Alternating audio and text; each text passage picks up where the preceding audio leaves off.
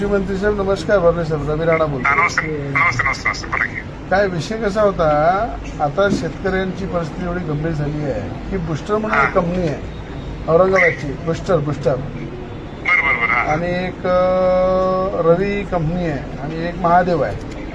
त्या बुस्टरचं सगळ्यात जास्त सोयाबीन हे पूर्ण जिल्ह्यामध्ये म्हणजे एका तालुक्यामध्ये 200 पेक्षा जास्त शेतकऱ्यांचं सोयाबीन निघालंच नाही.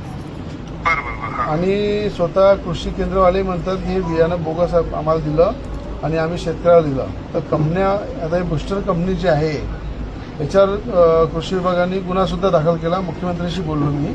मुख्यमंत्र्यांनी सांगितलं की गुन्हे दाखल करा. काय तर कंपनीवर गुन्हे दाखल केले, पण ते कंपनीवाले जर समजून घ्या त्या शेतकऱ्यांची नुकसान भरपाई त्यांनी वापस केली नाही तर हे आणखी रस्त्यावर उतरून आंदोलन करतील शेतकरी.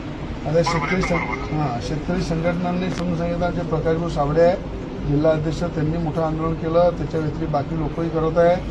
तर अशा प्रकारे रस्त्यावर उतरलं तर आपल्या हाताच्या बाहेर जाईल. तर कंपन्यांना जरा ताकीद द्या की पहिले जाऊन त्या जिल्ह्याचं सेटलमेंट करून त्या शेतकऱ्यांना पैसे वापस करा. सांगतो. त्यांनी काय म्हणजे आपलं सरकार आहे, आपले मंत्री आहे. सांगतो. उद्या आपलं मीटिंग मध्ये उद्या आपलं सीएमची मीटिंग उद्या आहे. सीएम साहेबांच्या पण कानावर त्या गोष्टी. फक्त माझं काय म्हणणं आहे, बुस्टर कंपनी औरंगाबादची आहे, महादेव कंपनी आहे, रवी कंपनी आहे.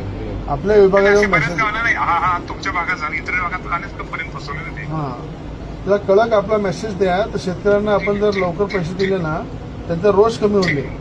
ठीक आहे. करतो. ओके.